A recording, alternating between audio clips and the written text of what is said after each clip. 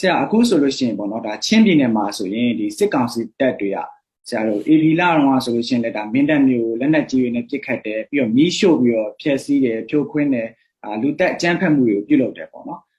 အလားတူလောက်ရမျိုးတွေလည်းအခုထန်တလန်မှာကျူးလွန်နေတာတွေ့ရပါတယ်ဆရာအဲ့တော့ချင်းပြည်နယ်မှာဆိုလို့ရှိရင်လည်းဒါထောင်နဲ့ချီရဲ့စစ်ဘေးရှောင်ပြည်သူတွေတိုးပွားလာနေတာတွေ့ရပါတယ်ဆရာပြီးတော့ဒါသူတို့အနေနဲ့လည်းစစ်တပ်အနေနဲ့ဆိုလို့ရှိရင်ဖြက်လေးဖြက်ဆိုတဲ့ဟာကိုကျင့်သုံးပြီးတော့ပြည်သူတွေပေါ်မှာလူခွင့်ရေးချိုးဖောက်မှုတွေပြုလုပ်နေတာတွေ့ရပါတယ်ဆရာဒီလိုအခြေအနေတွေရင်ဆိုင်နေရတဲ့ချင်းပြည်နယ်ကပြည်သူတွေအတွက်ဆရာအနေနဲ့ဗာများပြောချင်တာရှိမလဲခင်ဗျအကြဖက်ကောင်းဆောင်မိအောင်လှိုင်တဲ့စိုးရင်းအပါဝင်စစ်ကောင်စီကကျွန်တော်တို့ချင်းပြည်နယ်ကိုစစ်ကြေညာတာကျွန်တော်တို့ချင်းတွေကိုလူမျိုးတို့တပ်ဖြောင်းအောင်ကြိုးစားခဲ့တယ်ဒါပထမအချက်မဟုတ်အချိန်မဟုတ်ဘူးအချိန်များပြီဒါပေမဲ့ကျွန်တော်တို့ပြောချင်တာကတော့ဘယ်တော့အခါမှမိအောင်လှိုင်တဲ့သူ့အပေါက်ပါကိုကျွန်တော်တို့လူမျိုးတုံးတပ်ဖြတ်ဖို့ကြိုးစားနေတာကိုအောင်မိခိုက်မှာမဟုတ်ဘူးတော်တော်တိဖို့လို့တယ်ကျွန်တော်ကိုရှော့မတွဲဖို့လဲလုပ်တယ်ကျွန်တော်ချင်းတွေကအများအပြည့်ခရိယာတွေများတယ်ဆိုတော့ဒီမိအောင်လှိုင်းနဲ့ဒီစိုးရင်းနဲ့ဒီအကြဖက်ကောင်စစ်ကောင်စီအားလုံးကိုကြည့်တဲ့အခါမှာသူတို့ကအဲ့ဒီလိုသူတို့နဲ့မတူကွဲပြားတဲ့ဘာသာတွေမတူကွဲပြားတဲ့လူမျိုးတွေကိုနှစ်ပေါင်းများစွာတက်ကက်ထားပြီးတော့ပြုလုပ်တာကြားလာပြီကျွန်တော်တိုင်းသားတွေဆိုရင်ဘာမှကိုကနိုင်ငံကိုဖျက်ဆီးတာလည်းမလုပ်ဘူးကျွန်တော်ရိုးရိုးသားသားလူတွေပါကျွန်တော်ကမြန်မာပြည်ကိုချစ်နေမြန်မာပြည်အတွက်အတက်ကိုပေးကမ်းကြတဲ့လူတွေပါဒါပေမဲ့လည်းသူတို့ကဘာသာရေးကိုချိန်ခါပြီးတော့ကျွန်တော်ကိုစစ်ကြေညာတယ်လူမျိုးကြီးကိုချိန်ခါပြီးတော့ကျွန်တော်ကိုစစ်ကြေညာတယ်ထိုနည်းတူပဲတရားစကားတွေအားလုံးကိုခုတ်ယူပြီးတော့အဲ့ဒီသူတို့ခုတ်ယူတဲ့ပဲစာနဲ့တရုတ်ကိုတွားတယ်လက်နဲ့ဝယ်တယ်ရုရှားကိုတွားတယ်လက်နဲ့ဝယ်တယ်နိုင်ငံတနိုင်ငံနဲ့တနိုင်ငံအကြားမှာတိုက်ပွဲတွေကြီးကျယ်ဖြစ်တဲ့အချိန်မှာအတိုးပြုရမယ့်စစ်လက်နက်တွေကိုချိပင်နဲ့ကိုလာတိုက်တယ်ဆိုတာကဘယ်တော့အခါမှကျွန်တော်ဟာလက်ခံမှာမဟုတ်တော့တမိုက်ကလည်းဒါဘယ်တော့အခါမှလက်ခံမှာမဟုတ်ဆိုတော့တကယ်တော့ဆိုတော့အဲ့လိုပုတ်ချက်လေကြီးကရုရှားကဝယ်တယ်ချိပင်နဲ့ကိုသူတို့လာပြီးတော့ပုတ်ချက်နေတယ်အဲ့ဒီကျေးရွာတွေကဘာလည်းနဲ့မှမရှိဘူးဘာအပြစ်မှလည်းမရှိဘူးသူတို့တခုပဲလောက်တာကမတရားအာဏာသိချစ်ကိုလက်မခံနိုင်ဘူးဆိုတာပဲပြောတယ်အဲ့ဒါပြောလို့ကိုကသူတို့ကနိုင်ငံတနိုင်ငံနဲ့တနိုင်ငံအကြားမှာဖြစ်မဲ့တိုင်းပွဲမှာအတူပြောမဲ့လက်နဲ့ကိုလာပြီးတော့ချိပင်နဲ့ကိုနော်အဲ့လိုလူမျိုးတို့ဖြစ်အောင်လာလုပ်တယ်ဆိုတာကကဘာကလည်းလက်ခံမှာမဟုတ်တယ်လို့မြန်မာပြည်သူတို့ကလက်ခံမှာမဟုတ်တယ်လို့ချင်းပြည်သူတို့ကလည်းဘယ်တော့အခါမှဒါကိုကျွန်တော်တို့ကလက်ခံမှာမဟုတ်ဆိုတော့ကျွန်တော်တို့မှလည်းအစိုးစိုးကိုပြစီထားတာအကောင်းဆုံးတော့မျှော်လင့်တယ်ဒါပေမဲ့လည်းကျွန်တော်အတွက်အစိုးစိုးကိုပြစီထားတယ်မကြခင်မှာကျွန်တော်တို့ချင်းတူရဲ့တန်တီကိုသူတို့တွေးပါလိမ့်မယ်လို့ကျွန်တော်ထင်တယ်ထုံနည်းတူပဲဒီဖက်ကတိုင်းသားတွေကိုနှိမ့်ဆက်ပြီးတော့အကြဖက်လာတာတကယ်လားဆိုတော့ကြေးဒီမှာဆိုရင်နှစ်ပေါင်း80လေးကျော်ပြီနော်နှစ်ပေါင်း80လေးအတွင်းကျွန်တော်တို့ကိုအဲ့လိုမိပတ်ခဲ့တဲ့နှိမ့်ဆက်ခဲ့တဲ့အကြဖက်ခဲ့တယ်ဆိုတော့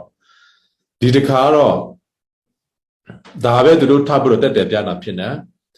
ဒါကြောင့်မလို့ကျွန်တော်တို့လူတချိစာနာထောင်းထိုင်းနဲ့ပတ်သက်ရည်လဲပြည်စင်နေတယ်ဘယ်လိုပဲဖြစ်ဖြစ်ကျွန်တော်တို့ဟာစီးပွဲတွေဒါတွေကိုကျွန်တော်တို့ဘယ်သူမှမကြိုက်တကယ်တော့ဆိုရင်ဘာစီးပွဲဘာမှဘယ်သူမှမကြိုက်ဒါပေမဲ့လည်းကျွန်တော်တို့ကိုအဲ့လိုနဲ့ဖျားလေးဖျားနဲ့ကိုလာပြီးတော့ကျွန်တော်တို့နော်အဲ့ဒီဖျားလေးဖျားဆိုတာကတကယ်တော့ဆိုတော့ဒီကိုဗစ်ကာလမှာအယိုးအဆိုးဆိုးလက်နဲ့တစ်ခုလုံးနဲ့သူတို့ကအသုံးပြုလာတာကိုလည်းတွေ့ရတယ်အခုဆိုရင်ဟာခါတို့မတူပြီတို့တော်တော်နေရာများများမှာ COVID-19 ကတက်လာတာကိုလည်း case တွေကပုံများလာတာကိုလည်းတွေ့ရပါတယ်အဲ့ဒီ case ပုံများလာတာဟာလည်းဒီစစ်ကောင်စီကစစ်သားတွေကချိပီနဲ့ကိုလာပြီးတော့အဲ့လိုနဲ့သူတို့ကလက်နဲ့ ကြီးတွေကိုပါလာပြီးတော့ချင်းပြည်သူလူထုကိုနော်လူမျိုးတို့တပ်ဖြတ်အောင်စူးစမ်းနေတာတခုမဟုတ်ပါဘူးသူတို့က COVID-19 ကိုလည်းယူလာတယ်လူတာနော်ဒီစာဝန်နေရေးအကြအတက်ကိုလည်းသူတို့ကချစ်ပြည်သူလူထုအလို့အတွက်ကိုဖာတီးပေးတယ် COVID-19 ကိုလည်းဒီထက်မကတိုးပွားအောင်တည်အောင်အခြေအနေကိုဖာတီးပေးတယ်ဆိုတော့တစ်ဖက်ကဆိုလည်းကျွန်တော်ရဲ့မြို့ဒီရွာတွေကိုမိရှုပ်တယ်တိုက်ခိုက်တယ်ဆိုတော့အခုဆိုရင်သာတလာမြို့ကိုကြည့်မယ်ဆိုရင်သာတလာမြို့ပေါ်ကလူ1000ကျော်ထက်သွားပြီထွက်ပြီသူတို့မှာဘာတောင်းခါမှုတောင်းယူမှုမှစစ်ကောင်စီဘက်ကမရှိဘူးဟုတ်ကဲ့ပါဆရာအဲ့တော့ဆရာဒီထန်တလန်ဆိုလို့ရှိရင်လေဆရာဒါပြည်သူပိုင်တဲ့အဆောက်အုံတွေပေါ့နော်အဲ့တော့ပြည်သူရဲ့အခွန်ဘဏ္ဍာနဲ့ဝယ်ထားတဲ့ဒီစစ်လက်နက်ပစ္စည်းတွေနဲ့ပေါ့နော်ပြည်သူပိုင် civilians properties တွေကိုဆရာအခုလိုမျိုးလက်နက်ကြီးနဲ့ပစ်ခတ်တာဒါ war crimes ကိုကျူးလွန်တယ်ဆိုပြီးတော့လည်းကျွန်တော်တို့သိထားတာရှိပါတယ်ဆရာဒါနဲ့ပတ်သက်လို့ဆရာတို့ NUG တွေနဲ့စစ်ကောင်စီကိုရေးယူဆောင်ရွက်မှုတွေလျင်မြန်ဆုံးပြုလုပ်နိုင်မှုဘာတွေပြင်ဆင်နေပါလဲခင်ဗျာစစ်ကောင်စီကကျွလွန်ခဲ့တဲ့အမှုတွေကတော့တကယ်တော့ဆိုတော့အခုမှဖြစ်နေတာမဟုတ်ဘူးအခုနပြောသလိုရိုဟင်ဂျာမြေကွန်မောင်နှမတွေအပေါ်မှာလဲသူတို့ကျွလွန်ထားတဲ့အမှုပေါက်ကတိတ်နဲ့ချီပြီးတော့ရှိတယ်ပြီးတော့အခုဆိုတော့တကယ်တော့ဆိုရင်ကျွန်တော်တို့ကချင်ကရင်တော့ကျွန်တော်တိုင်းသားတွေရခိုင်အခုတို့မှဖြစ်ပွားခဲ့တဲ့ဥစ္စာတွေအားလုံးကအခုဆိုတော့နောက်ထပ်တစ်ခါဒါကိုပဲအဲ့ဒီတာတရားကိုပဲချိပင်းနဲ့မှလဲခိုင်းနေတာဖြစ်ပါတယ်ဆိုတော့ဒါတွေအလုပ်က record လည်းရှိပါတယ်ဒီဟိုIIMM မြန်မာနိုင်ငံဆိုင်ရာစူးစမ်းစစ်ဆေးအဖွဲ့ဒီကမ္ဘာကုလသမဂ္ဂကဖွဲ့ထားတဲ့အဖွဲ့ IIMM လည်းရှိတယ်ထုံးနေတူပဲကျွန်တော်တို့ဒီရိုဟင်ဂျာညီကိုမောင်နှမတွေအပေါ်မှာကျွလွန်ထားတဲ့ဇာဆိုးမှုနဲ့ပတ်သက်ပြီးတော့ ICJ မှာအမှုကတွားနေတယ်အဲ့ဒီအမှုမှာတရားခါကမိအောင်နိုင်တဲ့သူ့ရဲ့စီပူချိုးတွေဖြစ်တယ်ထုံးနေတူပဲကျွန်တော် ICC မှာလည်းဒါ case ကိုစူးစောက်ပြီးတော့ဘို့လိုတွားနေတယ်အခုကျွန်တော် email မှာဆိုရင်ဒီစီဇာဇဝေမှုကျွလွန်ထားတဲ့ crime against humanity case နဲ့ပတ်သက်ပြီးတော့ကျွန်တော် email ရရှိထားတာဟာတိတ်ပေါင်းများစွာရှိပြီဆိုတော့ပြောချင်တာကကျွန်တော်ကဒီမိအောင်လှိုင်နဲ့စိုးဝီနဲ့ဒီအကြဖဲစစ်ကောင်စီတွေအလုပ်ဒီတနည်းအားဖြင့်ပြောမယ်ဆိုရင်တော့ Osama bin Laden လို့ ISIS တွေလို့နေရာမှာသူတို့နေရာရှိတယ်ဖြစ်တယ်ဆိုတာကိုသူတို့နားလည်ဖို့လိုတယ်သူတို့မြန်မာပြည်မှာဒီလိုရှိနေတဲ့ကျွဲမြန်မာပြည်သူလူထုကဘယ်တော့အခါမှတရားမျှတရေးကိုရရှိမှာမဟုတ်တယ်လို့ဒီမိုကရေစီဆိုတာသူတို့ရှိနေတယ်မရှိဘူးသူတို့ကလူထုရဲ့ယာဒူလည်းဖြစ်တယ်လို့ဒီမိုကရေစီရဲ့ယာဒူလည်းဖြစ်တယ်လို့ဖက်ဒရယ်ရဲ့ယာဒူလည်းဖြစ်တယ်လို့ချင်းပြည်သူလူထုရဲ့ယာဒူလည်းဖြစ်တယ်လို့မြန်မာနိုင်ငံပြည်သူလူထုအားလုံးရဲ့တရားမျှတရေးနဲ့လွတ်လပ်ရေးနဲ့စီးပွားရေးနဲ့အကျိုးစီးပွားအလုပ်ကိုနော်ကပမျက်စိမှာနေတိုင်းကျွလွန်နေတယ်တကယ်တော့ဆိုသူတို့အတွက်နေရာမရှိတော့ဆိုတော့အပီပီဆန် ICC မှာလည်းကျွန်တော်တို့ကရည်ဆိုင်မယ် ICC မှာလည်းရည်ဆိုင်မယ်သူတို့ကတတိရှိတော့လက်နက်ကိုချပြီးတော့အဲ့ဒီကပဖွဲ့စည်းထားတဲ့စိတ်ကိုရုပ်ပေါ်မှာလာခဲ့ပါတရားမျှတရေးရုပ်မှာလာခဲ့ပါအဲ့ဒါမှရည်ဆိုင်ကြည့်ရအောင်ဒါဆိုတစ်ဖက်ကပြောမယ်ဆိုတော့ကျွန်တော်ကဒီအမှုတွေကိုလည်းဆွဆောက်နေတာဟာဘာကြောင့်လဲဆိုရင်ဒီအမှုတွေဟာဒီအာနာသိန်းချီပြီးသွားလို့ပြီးသွားမယ်ဆိုတာမဟုတ်ပါဘူးဒီအမှုတွေဟာမိအောင်လှိုင်အသက်စီတွေဒီအမှုကသူ့ကိုလိုက်မှာပဲနော်ဆိုဝီအသက်စီတွေဒီအမှုကသူ့ကိုလိုက်မှာပဲထို့နည်းတူပဲဒီစီကောင်စီဒီစီနေတဲ့အမှုကတော့လိုက်မှာပဲအမှုကဘယ်တော့မှပြောင်းမှာမဟုတ်တော့သူတို့တမိုက်ကသူတို့ရည်တယ်သူတို့ရည်တဲ့တမိုက်ကအကြဖဲချင်းတမိုက်ပြည်သူလူထုကိုတပ်ဖြတ်ခြင်းနဲ့အသေးအဝေးကိုဖြတ်စစ်တမိုက်ပေါ့အခုထာတလာမှာသူတို့ကပုတ်ချက်တယ်နော်အေကိုမိရှုပ်တယ်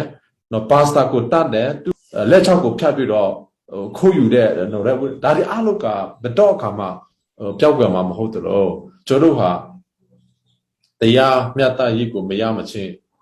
ချင်းပြည်သူလူထုအတွက်မြန်မာပြည်သူလူထုအတွက်လောလာကြီးနဲ့တရားမျှတရေးကိုမရမချင်းဆက်လက်ပြီးတော့ကျွန်တော်တိုက်ပွဲဝင်သွားမှာဖြစ်ပါတယ်ဒါကြောင့်မလို့ဒါအားလုံးကလည်းကျွန်တော်မှာစပွဲပေါ်မှာရှိတယ်အကုန်လုံးကိုကျွန်တော်ဟာလိုက်တော့မှာဖြစ်ပါတယ်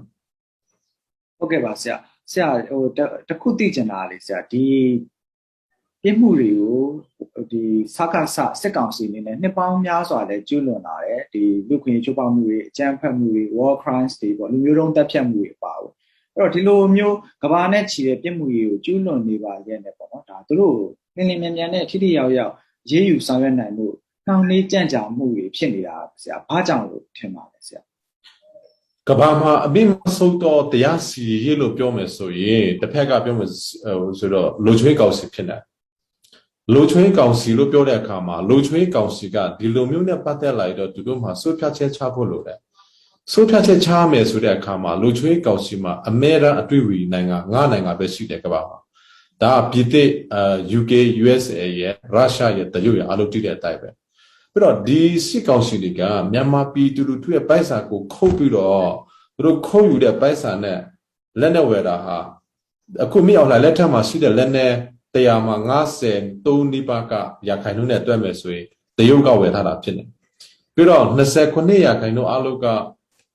ရုရှားစီကဝယ်ထားတာဖြစ်နေအခုချစ်ပင်နဲ့ကိုလာပြီးတော့ပုတ်ကျက်လာနေတဲ့ကျက်လေတွေအလုပ်ကတရုတ်နဲ့ရုရှားကပေးရတဲ့လေတွေဖြစ်နေဒါဆိုရင်တော့ဒါအဲ့ဒီနိုင်ငံနှစ်နိုင်ငံကလည်းတကယ်ဒါဆိုရင်ကျွန်တော်ဒီလိုချွေးကောက်စီမှာထိုင်နေတယ်ဆိုတော့ဒီလိုမျိုးနဲ့ပတ်သက်လာရင်ကျွန်တော်ဟာတစ်ခုပြီးတစ်ခုကိုသွားမယ်ဥပမာ no fly zone ဒီဆိုသွားမယ်မြန်မာ maybe ပေါ်မြန်မာကောက်ကီပေါ်မှာလေမပြတ်တရားဆိုတဲ့ဆုပြချက်တွေလိုချွေးကောက်စီကချဖို့လိုတယ်ထုံနေတူပဲတစ်ဖက်ကပြောမယ်ဆိုလိုချွေးကောက်စီအနေနဲ့ no fly zone တာမကပဲနဲ့လက်နဲ့မရောက်ရဆိုတာကိုသူတို့ကပြေးပြီးဖို့လိုတယ်မိအောင်လှိုက်စီကိုလက်နဲ့မရောက်ရဆိုတာပေါ့အခုကကျွန်တော်သိတယ်လို့ဆိုရင်တရုတ်ကလည်းလက်နဲ့ကိုဆက်လက်ပေးနေသေးတယ်ရုရှားကလည်းပေးနေသေးတယ်ဆိုတဲ့အနေအထားမျိုးမှာနော်တကယ်တော့ဆိုသူတို့ကိုတိုင်ကလည်းလိုချွေးကောက်စီမှာဗီတိုအာနာနဲ့ဂိုင်ထားတဲ့အများအားတွေးဝီတွေဖြစ်နေတဲ့အခါကျတော့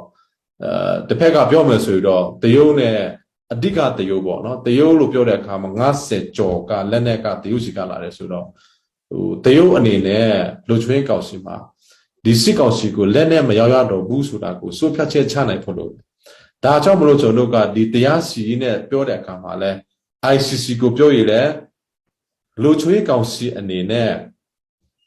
ဒီဇာဇွေမှုကျွလို့နေတဲ့မိအောင်နိုင်တဲ့သူ့အပေါက်ပါကို ICC မှာ refer လုပ်လိုက်တော့ဒီနေ့ဘွက်ပြင်းတယ်တကယ်တော့ဆိုရင်လိုချွေးကောင်စီနဲ့ဒီ ICC ကလိုချွေးကောင်စီကနေပြီးတော့ ICC ကိုเนาะဒီလိုပြစ်မှုကျွလို့တဲ့ဒီလိုဖြစ်နေတယ်ဆိုပြီးတော့ဒီစစ်စာဇိုးမှုကျွလို့တဲ့လူတွေကိုတခါတည်းနဲ့ကွာသူတို့က ICC ကိုပို့လိုက်တော့ဘွက်ပြင်းတယ်ဒါပေမဲ့အဲ့လိုလုပ်ဖို့ကမိအောင်လာအတိုးပြုနေတဲ့လက်နဲ့တွေအလုပ်ကတရုတ်စီကလာတယ်ဆိုတော့နည်းနည်းချိုးထွေးမှုကိုတော့ပြည်သူလူထုလဲနားလည်စေချင်တယ်အဲ့လိုရှိလို့ကိုကကျွန်တော်တို့ဘာမှမလုပ်လို့မရတော့ဘူးဆိုတော့မဟုတ်လုံးရှာရှိတာကိုလုပ်ရပါလိမ့်မယ်သူတို့ဘက်ကမလုံးမချင်းကျွန်တော်တို့ဘက်ကလည်း PR ကိုဆက်လက်ပေးနေဖို့လိုပါတယ်ပြီးတော့တစ်ဖက်ကပြောမယ်ဆိုရင်လည်းအခုနလိုပေါ့ ICJ ဆိုရင်လည်းဒါကကုလသမဂ္ဂရဲ့တရားစီရေးအာဏာပိုင်ဖြစ်တာပေါ့ဆိုတော့ဒါအားလုံးကကမ္ဘာကုလသမဂ္ဂနဲ့ဆိုင်တယ်ကမ္ဘာကုလသမဂ္ဂလို့ပြောတဲ့အခါမှာ UN မှာ authority အကြီးမားဆုံးက UN Security Council ဖြစ်တယ်အဲ့မှာကျွန်တော်တို့အခက်ဆုံးကတော့တရုတ်နဲ့ရုရှားကဗာလဲဒီ Security Council မှာ veto အာဏာရှိနေလို့ဖြစ်ပါတယ်ဒါပေမဲ့လည်းအဲ့လိုဖြစ်လို့ကျွန်တော်တို့ဘာမှမလုပ်နိုင်တော့ဘူးဆိုတာမဟုတ်ကျွန်တော်တို့ကိုထောက်ခံအားပေးတဲ့ကျွန်တော်တို့နဲ့အတူရတည်တဲ့နိုင်ငံတွေနဲ့ကျွန်တော်တို့ဟာရတည်ပါလိမ့်မယ်အဲ့ဒီမှာ like minded country လို့ခေါ်တယ်ဥပမာကျွန်တော်တို့ကဒီမြန်မာနိုင်ငံနဲ့အနီးကဆိုဒီလိုချွေးနဲ့ပတ်သက်လာရင်အကြီးမားဆုံးသော force က Quad လို့ခေါ်တဲ့ QUAD အဖွဲ့ရှိတယ်အဲ့မှာ India ရဲ့ America ရဲ့ Australia ရဲ့ Japan ရဲ့အဲ့လေးနိုင်ငံပါတယ်ဒါကိုကျွန်တော်ကကောက်ကောက်မော်နဲ့အတိုးချတာဖို့လုပ်တယ်ရှိဒီတစ်ဖက်ကပြောမှစအခုဆိုတာလဲ America ရဲ့ပြီးတော့ UK ရဲ့ဟိုဘက်ကကျွန်တော် Australia ပါတဲ့ security အဖွဲ့ရှိပြန်တယ်ဆိုတော့ကျွန်တော်ကဒီ like minded country တွေနဲ့ကိုကတွဲပြီးတော့ဒါတွေအားလုံးကိုအများဆုံးနဲ့အကြီးမားဆုံးသော PR အဖြစ်ဖြစ်လာနိုင်ဖို့ရအတွက်ကျွန်တော်လှုပ်ဆောင်သွားဖို့လိုပါတယ်ဒါလည်းကျွန်တော်လုပ်နေတာဖြစ်ပါတယ်ဟုတ်ကဲ့ဆရာဒီမြန်မာနိုင်ငံကိုစားပြုမပါဝင်တဲ့ပေါ့နော်အခုအာဆီယံထိပ်သီးညီလာခံဆိုလို့ရှိရင်အခုဆိုရင်ကျင်းပပြီးတော့ပါပြီဆရာအဲ့တော့အာဆီယံခေါင်းဆောင်တွေကြားဆွေးနွေးပွဲတွေမှာဒါမကပဲပေါ့နော်တစ်ဆက်တည်းပြုလုပ်တဲ့ဒါမိဖက်နိုင်ငံတွေကြားထိပ်သီးအစည်းအဝေးတွေမှာလည်းမြန်မာအရေးဟာအာရုံစိုက်ပြီးတော့ပြောဆိုရတဲ့အကြောင်းအရာတစ်ခုအနေနဲ့ပါဝင်ခဲ့ပါတယ်ဆရာအဲ့တော့ ဒီအာဆီယံထိပ်သီးစည်းဝေးပွဲရဲ့ရလဒ်အနေနဲ့ရောဆရာဘာတွေဖြစ်လာနိုင်မလဲ။နောက်အာဆီယံအနေနဲ့ရောနိုင်ငံတကာအတိုင်းဝိုင်းဘက်ကပါဆရာဒီမြန်မာရင်းနဲ့ပတ်သက်ပြီးတော့လက်တွေ့ကြတဲ့ထိရောက်တဲ့လှုပ်ဆောင်မှုတွေလုပ်လာဖို့အတွက်တွေ့လာဖို့အတွက်ဟောရှိပါလားဆရာ။အာဆီယံအနေနဲ့မိအောင်လိုက်ကိုအာဆီယံထိပ်သီးအစည်းအဝေးမတက်ခိုင်းတာကကျွန်တော်တို့အားလုံးကြိုဆိုတယ်လို့အဲ့လိုဖြစ်ဖို့ကိုလည်းကျွန်တော်အားလုံးကြိုးစားခဲ့ပါတယ်ကြိုးစားတဲ့အတိုင်းလည်းဖြစ်ခဲ့ပါတယ်ဒါနံပါတ်1ပေါ့နော်ကောင်းတယ်နံပါတ်2အနေနဲ့ဒီထက်မကအာဆီယံကစစ်ကောင်စီကိုဖိအားပေးဖို့လိုတယ်အာဆီယံမှာစစ်ကောင်စီကိုပိတ်ပင်ဖို့လိုတယ်ဒါဒီ diplomatic လို့ခေါ်တဲ့တာရင်တမာရင်အရာပေးဆိုမှုတာမကပဲနဲ့လက်နဲ့တော်လကောင်းနော်ပိုက်ဆံငွေကြေးတော်လကောင်းအာရှနိုင်ငံတွေကဖြစ်ဖြစ်နဲ့မိအောင်လှိုင်နဲ့ဒီအပေါက်ပါစစ်ကောင်စီတွေအားလုံးရဲ့အကျိုးစီးပွားကိုပေးစုဖို့လုပ်ပါတယ်အဲ့ဒါပေးစုဖို့ကိုလည်းကျွန်တော်ဆက်လက်လို့ဆော်သွားမှာဖြစ်ပါတယ်ဒေါ်လာကြီးလို့ပြောတဲ့အခါမှာကျွန်တော်တို့ကလည်းနဲ့ကြိုင်ဒေါ်လာရဲ့တစ်ခုကိုပဲကြည့်ပြီးတော့ဒေါ်လာလို့မရပါဘူးဒေါ်လာလို့ပြောတဲ့အခါမှာကျွန်တော်ကမိအောင်လှိုင်စီမှာဝင်နေတဲ့ပိုက်ဆံအားလုံးကိုလည်းကျွန်တော်ဖြတ်ပြီးဖို့လိုပါတယ်သူလက်ထက်မှာဝင်နေတဲ့လက်နဲ့တွေအားလုံးကိုလည်းကျွန်တော်ဖြတ်ပြီးဖို့လိုပါတယ်သူတွားနေတဲ့နိုင်ငံတွေအားလုံးကိုလည်းသူတွားလို့မရအောင်လုပ်ဖို့လိုပါတယ်ဒါမကပဲနဲ့သူရဲ့အပေါင်းပါတွေအားလုံးပေါ့နော်သူ့နောက်ွယ်မှာဒီစစ်ကောင်စီရဲ့အကျိုးစီးပွားကိုကာကွယ်ပေးနေတဲ့ငွေချင်းပေးနေတဲ့မြန်မာနိုင်ငံမှာစီးပွားရေးတမန်တွေအများကြီးရှိတယ်ခရိုနီတွေအများကြီးရှိတယ်အဲ့ဒီခရိုနီတွေရဲ့ကုမ္ပဏီတွေအားလုံးကိုကျွန်တော်လိုက်နေတယ်မိအောင်လှိုင်ကလေးတွေတော့လကောက်တားဆွေကလေးတွေတော့လကောက်တားဆွေမြင့်တွေပေါ့အခုနေဝိကိုလည်းကြည့်ပါနေဝိမြင့်တွေဒီစီအာနာစီတွေအားလုံးရဲ့ကလေးတွေကိုလည်းကြည့်မယ်ဆိုရင်ကျွန်တော်ယူတော့မယူနိုင်သူတို့ကလေးတရားဝါဆိုရင်သူစစ်ဘူချုပ်ကလေးပေါ့သူက18နှစ်18နှစ်လောက်ပဲရှိတယ်သူလက်ထက်မှာကုမ္ပဏီက90ကျော်ရှိတယ်အဲ့ကုမ္ပဏီကကျွန်တော်စုံစမ်းစစ်ဆေးတဲ့အခါမှာမြန်မာနိုင်ငံမှာအကြီးမားဆုံးသောကုမ္ပဏီတွေဖြစ်နေအဲ့မှာသူကသွားထိနေတာကိုတွေ့ရတယ်သူကအကျိုးစီးပွားကိုလို့ခါစနေတာကိုတွေ့ရတယ်ပြောစင်တာကတော့ဒီစစ်ဘူချုပ်ရဲ့ကလေးတွေအားလုံးရဲ့အကျိုးစီးပွားကိုလည်းကျွန်တော်လိုက်ဖို့လိုတယ်အဲ့ဒီမှာကျွန်တော်ထူးဆန်းတာကတော့လူ90လောက်အတိကပေါ့လူ90အဲ့ဒီလူ90ကစစ်ကောင်စီတွေနဲ့ပတ်သက်မှုရှိတဲ့လူတွေဖြစ်တယ်ထုံနည်းတူပဲစစ်ကောင်စီရဲ့တားသမီးတွေနဲ့ပတ်သက်တဲ့လူတွေဖြစ်တယ်ကုမ္ပဏီတွေဖြစ်တယ်အဲ့ဒီကုမ္ပဏီတွေအားလုံးရဲ့အဲ့ဒီငွေကြေးအားလုံးကိုကျွန်တော်တို့ကစင်ကာပူတို့เนาะအခုနလောနိုင်ငံတကာမှာသူတို့ကဒီစစ်ကောင်စီကိုစစ်ဗိုလ်ချုပ်တွေကိုဒီအကြမ်းဖက်စစ်ကောင်စီတွေကိုအမေရာအကျိုးပေးနေတဲ့လူတွေဖြစ်တယ်ဒါကြောင့်မလို့ဒေါ်လာလို့ပြောတဲ့အခါမှာကျွန်တော်တို့ကအာဆီယံလို့ပြောတဲ့အခါမှာအာဆီယံနိုင်ငံ10နိုင်ငံ9နိုင်ငံမှာ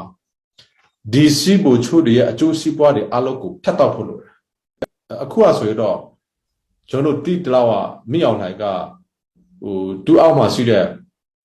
စစ်သားတွေတောင်မှလာစာမပေးနိုင်တော့ဘူးလို့ကျွန်တော်ကြားတယ်ထမိတောင်မကျွေးနိုင်တော့ဘူးစစ်ပြောရည်လေဆိုတော့တချို့နေရာမှာဆိုတော့စစ်သားရဲ့ဇနီးတွေကိုကိဆောက်ခိုင်းတာတွေကိုကျွန်တော်တွေ့ရတယ်ဒါကကျွန်တော်ဘာကိုပြောနေလဲဆိုတော့ဒေါ်လာလို့ပြောတဲ့အခါမှာလက်နဲ့ကြိုက်ဒေါ်လာကြီးတစ်ခုတည်းမဟုတ်ပဲနဲ့အခုလိုသူတို့ရဲ့အကျိုးစီးပွားကိုဖြတ်တောက်ပေးတာဟာလဲတကက်ကိုပဲထိရောက်မှုရှိတယ်ဆိုတာကိုကျွန်တော်တွေ့ရပါတယ်ဒါကြောင့်မလို့အာရှမှာဖြစ်နိုင်တော့ဥပမာစင်ကာပူမှာစစ်ကောင်စီကရှိနေတဲ့ဘာအကောင့်တွေရှိအကုန်လုံးပေးရမယ်ဥပမာထိုင်းမှာဆိုရင်လည်းစစ်ကောင်စီရဲ့เนาะအကျိုးစီးပွားတွေရှိနေဆိုဒါလောလောဆယ်ပေးထားရမယ်ဒါဟာကျွန်တော်အဲ့လိုပေးပြီးမှုမရှိပဲနဲ့တော့ဒါလည်းဒီကိုကကျွန်တော်ဒေါ်လာလောကမှာသူတို့လက်ထက်မှာဆက်လက်ပြီးတော့လက်နဲ့ဝင်နေတယ်ဆက်လက်ပြီးတော့ငွေဝင်နေတယ်ဆိုရင်ဒါလောက်ဝကိုဖြစ်မခါတော့ဘူးဆိုတော့အာဆီယံကအခုနလိုမိအောင်လိုက်ကိုထိတိစီဝေးမတဲခိုင်းတာကလွယ်လို့ဘာမှမလုပ်နိုင်တော့ဘူးဆိုတာမဖြစ်ရဘူးလုံနိုင်တဲ့မြအကုန်လုံးကိုလုပ်ပြီးတော့ဒီစစ်ကောင်စီကိုချုံငိမ့်စေဖို့လိုအပ်ပါလိမ့်မယ်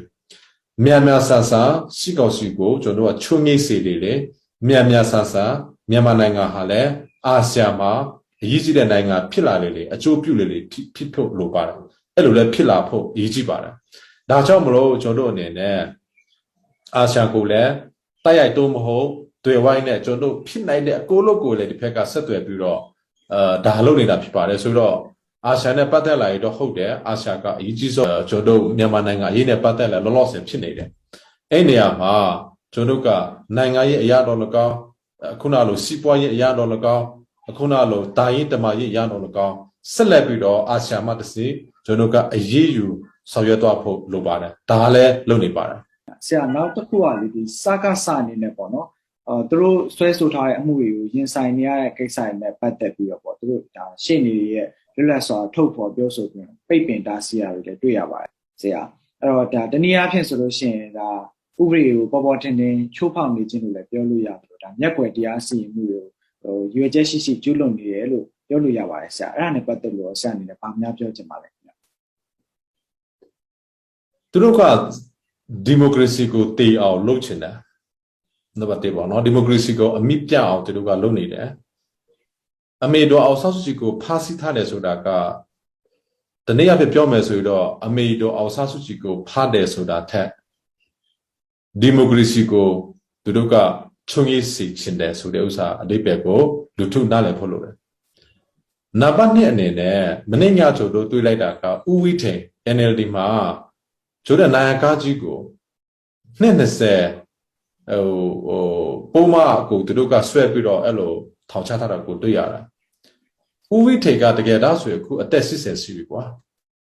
နော်အသက်80ကိုထောင်20ချတယ်ဆိုတာကစစ်စစ်လေးပါပဲဥဝိထေကိုထောင်ထက်မှတေမယ်တေခိုက်မယ်ဆိုတာပါပဲဒါစစ်စစ်လေးပါပဲနော်နံပါတ်3အချက်ကအမေတော်အောင်ဆစုကြည်ကိုနဲ့တမရဥဝိမီကိုအာနာတိတ်တဲ့အချိန်မှာတမရကျွန်တော်တမရကြီးဥဝိမီထွက်ဆိုချက်ကိုကြည့်မယ်ဆိုရင်အဲ့ဒီညမှာစီဖို့ချို့တချို့ကတမရအေယာကိုတွားပြီးတော့နော်ကြာမိုင်းကိုကြောက်ပြပြီးတော့တမရဖြစ်နာကို resign လုပ်ပါနော်နှုတ်ထွက်ပါနော်အဲ့လိုတောင်းဆိုတယ်အဲ့လိုမဟုတ်ရတော့သူ့အတွက်ကိုနော်ပုဂ္ဂိုလ်ကြီးထိခိုက်နိုင်တယ်ဆိုပြီးတော့တွားပြောပြီးတော့အာနာတိတ်တယ်အဲ့ဒီချိန်မှာကျွန်တော်ကြည့်ရမှာက2010ဖွဲ့စည်းပုံချိန်ခါဥပဒေမှာတမတာကလွယ်လို့ emergency ကိုချိန်ရလို့မရအောင်မြန်မာနိုင်ငံမှာသူတို့ရေးတဲ့သူတို့ဖွဲ့စည်းပုံမှာတောင်မှနိုင်ငံတော်တမတာကလွယ်လို့အရေးပေါ်အခြေအနေကိုဘယ်သူမှဘယ်သူပဲဝါမှချိန်ရခွင့်မရှိပါဘူးဘာဖြစ်လို့သူတို့ကသွားပြီးတော့တမတာကိုချိချောက်ပြီးတော့လေကြောက်မိုင်းကိုအကြောက်ပြပြီးတော့နှုတ်ထွက်ပါပြထူကနေပြီးတော့ခုနလိုပေါ့ emergency ကိုချိန်ရမယ်အဲ့လိုနဲ့မလို့ရတော့သူတို့ကတမနာကိုကိုထိခိုက်နိုင်တယ်ဆိုပြီးတော့လက်နဲ့တွားချိချောပြီးတော့အဲ့လိုတွားသိတယ်ဆိုအဲ့ဒါကရက်ကမိအောင်နိုင်လက်ထက်ဒီဆိုဗီတို့လက်ထက်ဒီစစ်ကောင်စီတွေလက်ထက်မှာဘာတရားဝင်ရှိမှမရှိတယ်လို့ဘာတရားဝင်မှုလည်းမရှိပါဘူးဖေဗူရီလတရက်နေ့ကနေစပြီးတော့ဒီနေ့အထိသူတို့လုပ်နေတာဒီအကြဖဲ့ချင်းဖြစ်တယ်လို့နိုင်ငံတော်ကိုပုတ်ကချစ်ဖြစ်တယ်လို့ပြည်သူလူထုရဲ့အသေးအဝေးကိုဖျက်ဆီးချင်းဖြစ်တယ်လို့နော်ဒါဟာအကြဖဲ့ချင်းဖြစ်တယ်လို့စစ်စာဇဝတ်မှုလည်းဖြစ်နေပါတယ်ဒါကြောင့်မလို့အမေတော်အောင်ဆဆုချီတော်လကောင်းဥဝေးထင်တော်လကောင်းအခုကကျွန်တော်တို့ဒီဖက်တမရကြီးဥဝေးမိတော်လကောင်းသူတို့အပေါ်မှာဆွဲဆိုထားတဲ့အမှုတွေအလုပ်ကိုကြည့်မယ်ဆိုရင်ဒါဟာဘာတစ်ခုမှကိုကအထောက်ထားမရှိတယ်လို့နော်တရားမျှတရေးနဲ့ဘာမှမဆိုင်ပါဘူးတရားမျှတရှိလည်းမဆိုင်ပါဘူးသူတို့က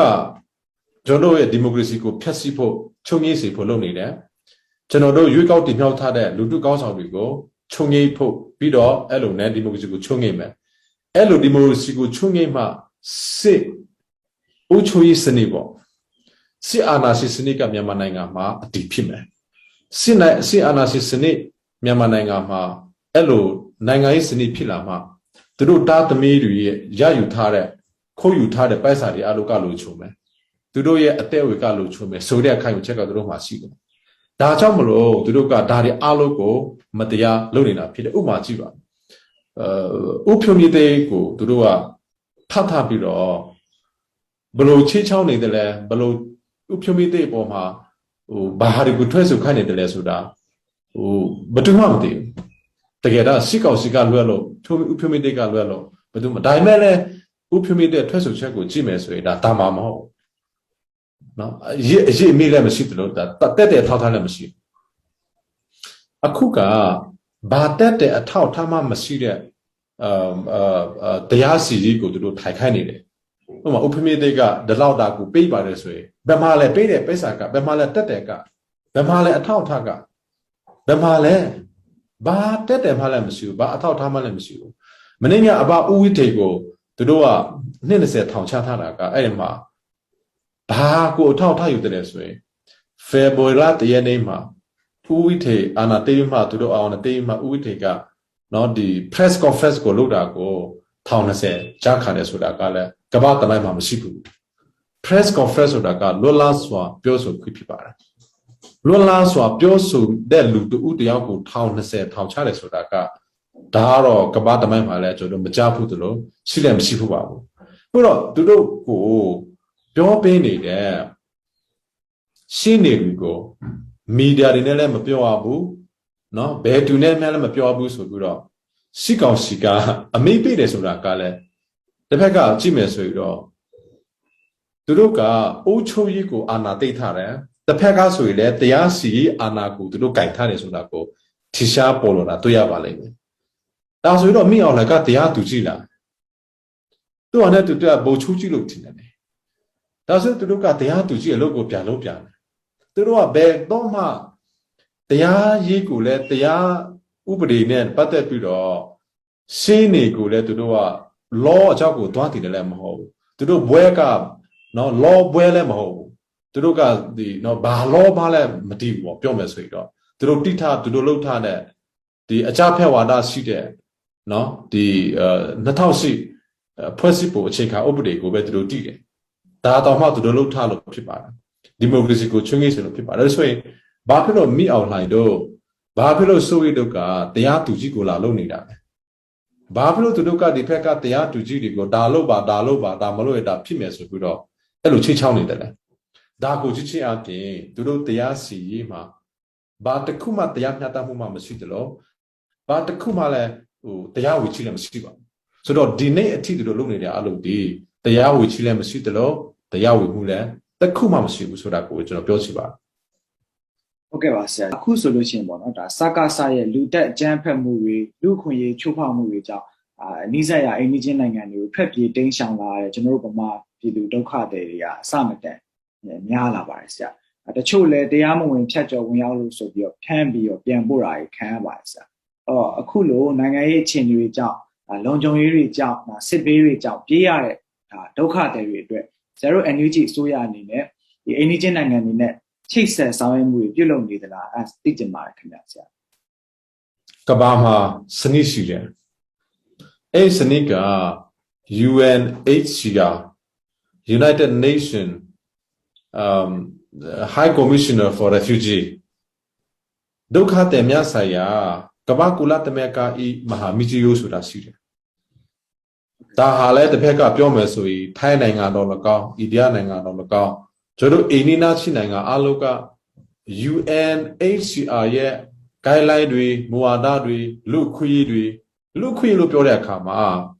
Universal Declaration of Human Rights ဆိုတာရှိတယ်နော်ဆိုတော့ကျွန်တော်ဒါတွေအလုံးကိုနိုင်ငံတိုက်ကလိုက်နာဖို့လိုတယ်နော်ဘယ်နိုင်ငံမဆိုတာကိုလိုက်နာဖို့လိုတယ်ကုလသမဂ္ဂရဲ့အဖွဲ့ဝင်နိုင်ငံဖြစ်တဲ့နိုင်ငံတွေအလုံးကဒါတွေကိုလိုက်နာဖို့လိုတယ်တကယ်တော့ဆိုရင်ထိုင်းနိုင်ငံကိုထွက်ပြေးသွားတဲ့သူတွေပြီးကျွန်တော်ပြည်သူတွေအိမ်နီးနားချင်းကိုထွက်ပြေးတိတ်ဆောင်နေတဲ့ပြည်သူတွေဟာဘယ်တော့မှသူတို့ကထွက်ပြေးချီလို့ထွက်ပြေးတဲ့လူတယောက်မှမရှိဘူးနော်အတဲ့အန္တရာယ်ကိုဖြစ်နေလို့သူတို့မသွားရင်မထွက်ရင်တေးမှာဖြစ်လို့သူတို့အသက်တစ်ချောင်းအတွက်ကိုစစ်ဘေးကိုရှောင်ရတာဖြစ်တာဒါကိုလည်းကျွန်တော်တို့ကအိမ်နီးနားချင်းနိုင်ငံတွေကိုလည်းပြောနေပါဆက်လက်ပြောမှာပါနော်ကျွန်တော်တို့ကိုစိတ်ချပါ NUG ကိုစိတ်ချပါ NUG လို့ပြောတဲ့အခါမှာ NUG ဒီပြည်သူလူထုရဲ့အစိုးရဖြစ်တယ်ကျွန်တော်တို့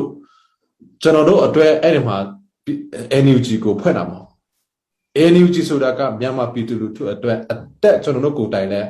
အတက်ကိုစွန့်လွတ်ပြီးတော့ဒါကိုလုပ်နေရတာဖြစ်နေတကယ်တော့ဆိုတော့ကျွန်တော်ဒါကိုလုပ်နေရလို့အတက်အာတယ်အများကြီးရှိပါတယ်တုတ်တော့ကျွန်တော်ဒါကိုပြည်သူလူထုကိုဥထိတ်ထားရမယ်တစ်ဖက်ကပြောမယ်ဆိုရင်ကျွန်တော်လုံးဆောင်နေချိကြောက်အခြေအနေကိုစိုးတာထက်ကိုကမစိုးဘူးဖြစ်နေတယ်ဟုတ်ပြီလုံးရှာနေရှိသေးလားအမြဲရှိသေးတယ်ကျွန်တော်တချို့နေရာမှာတော့ပြည်သူလူထုဟာလည်းကျွန်တော်ကိုအားမရနိုင်တဲ့နေရာတွေအမြဲရှိပါလိမ့်မယ်ဒါပေမဲ့ဒီကိုလာအတွေ့ကျွန်တော်လုပ်ခဲ့တဲ့အလုပ်တွေကိုကြည့်ပါနိုင်ငံရေးလောကမှာနော်NUG ဆိုတာကတကယ်သားဆိုတော့ရှိလာတာ6လပဲရှိသေးတယ်အဲ့ဒီ6လအတွင်းမှာကျွန်တော်ကအစိုးရလောကမှာဆိုတော့အမေရိကန်အစိုးရတို့နှိုက်ချလို့မရပါဘူးပေါ့ကျွန်တော်ကဒီတခြားနိုင်ငံတည်ငြိမ်တဲ့နိုင်ငံတွေအစိုးရတွေကနှစ်ပေါင်းနော်ယာနဲ့ချီပြီးတော့အစိုးရကိုဖြစ်လာခဲ့တာတကယ်ဒါဆိုကျွန်တော်အစိုးရလို့ပြောတဲ့အခါမှာတိုင်းရင်းသားတွေပါဝင်တဲ့အစိုးရနော်ပြီးတော့ရွေးကောက်တင်မြှောက်ခါတဲ့ကိုယ်စားလှယ်တွေပါတဲ့အစိုးရပြီးတော့အခုလို့ဒီအရာတအဖွဲ့အစည်းတွေပါဝင်တဲ့အစိုးရ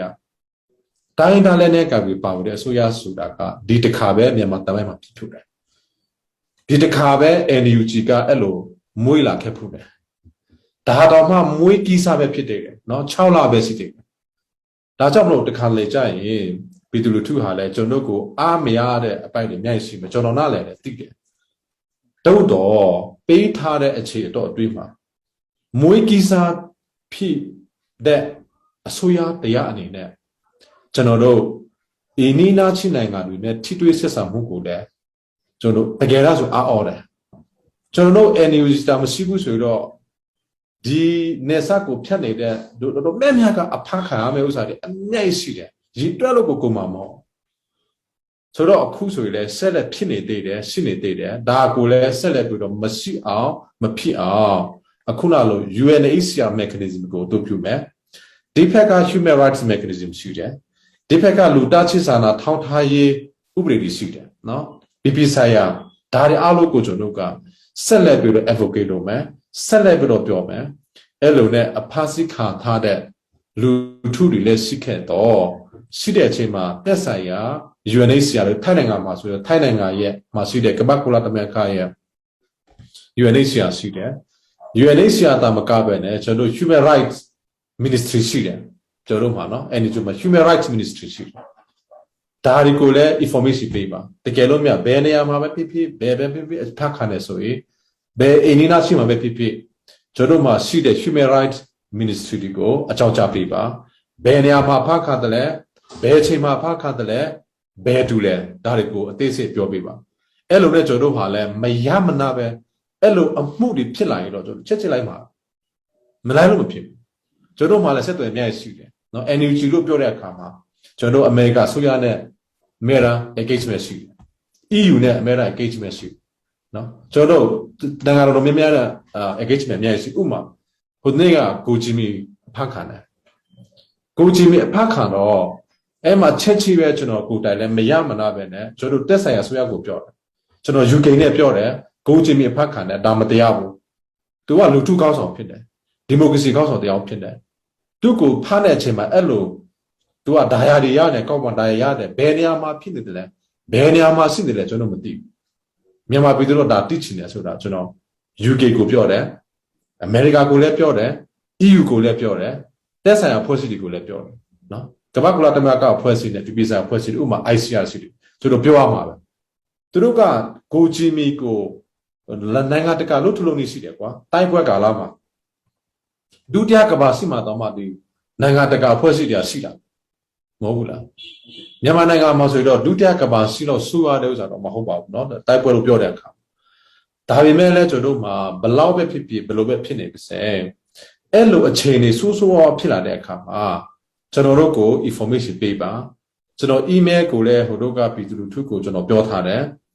sasa@crphmyanmar.org နော်မှာပို့ပါလို့ကျွန်တော်ဟိုတို့ပြောခဲ့တဲ့အတိုင်းပဲပြည်သူလူထုတော်တော်များများဟာဆိုရင်လည်းအဲ့မှာဖြစ်ပြခဲ့တဲ့အဲ့ဒီဖြစ်ပြတွေကိုကျွန်တော်ကိုပြောခဲ့တယ်ဆိုတော့ဘလို့ပဲဖြစ်ဖြစ် ပြည်သူလူထုဟာလည်းကျွန်တော်တို့ NUG နဲ့ပို့ပြီးတော့အဲ့လိုခက်ခဲတွေရှိတော့ချိတ်ဆက်ပါဘယ်နိုင်ငံမှာဆိုကျွန်တော်တို့ကအဲ့လိုဖြစ်ဖြစ်နဲ့ကိုကဟိုအတနိုင်ဆိုလုံနိုင်ဆိုလည်းရှိပါတယ်လုံလည်းလုံမှာပါ